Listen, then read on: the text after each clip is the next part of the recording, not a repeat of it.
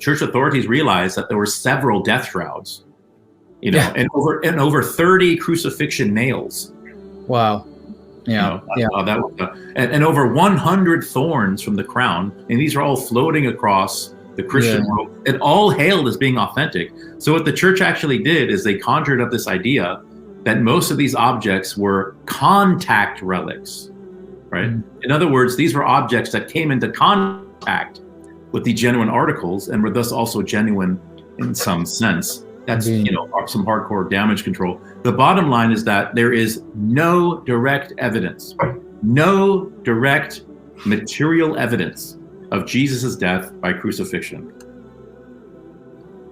So who said Jesus was crucified? Well, the authors of the four Gospels, traditionally believed to be two disciples of Jesus and two disciples of the disciples, all stated clearly that Jesus was crucified by the Romans at the instigation of the Jewish leaders, and that he died on the cross. But here's the problem. According to a near consensus of New Testament scholars, both confessional and non-confessional, as we mentioned, the Gospels of Mark, Matthew, Luke, and John were anonymously written books that were later attributed to their supposed eponymous authors. These books were actually written between the years 70 and 100 CE, or plausibly later, by highly educated third or fourth generation Greek-speaking Pauline Christians, not by the Aramaic-speaking disciples of Jesus, nor even the disciples of the disciples. In fact, it is very likely that the authors of the Gospels had no connection whatsoever with the original disciples. Furthermore, none of the Gospel authors claimed to be disciples or eyewitnesses to the events that they described.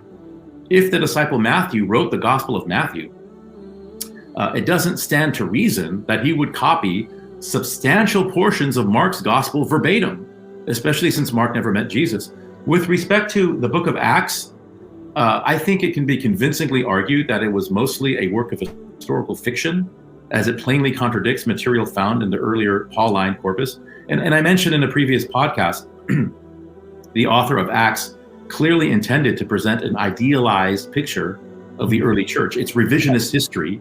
It's written in the 2nd century that severely sanitizes the conflict between what we call Camp on one side and Camp James/Peter on the other. Yeah.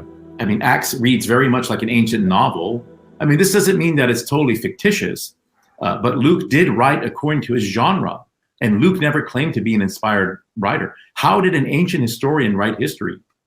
Well, the answer is by simply making up a lot of things. Yeah. Luke imitated the literary style and method of his perennial teachers, Herodotus and Thucydides, who made up the dialogue according to what they thought was appropriate. I mean, Thucydides admitted that he was the real author of Pericles' famous funeral oration. This is why Peter and Paul sound like the same person in Acts. They are the same person. Both in reality, Luke, right?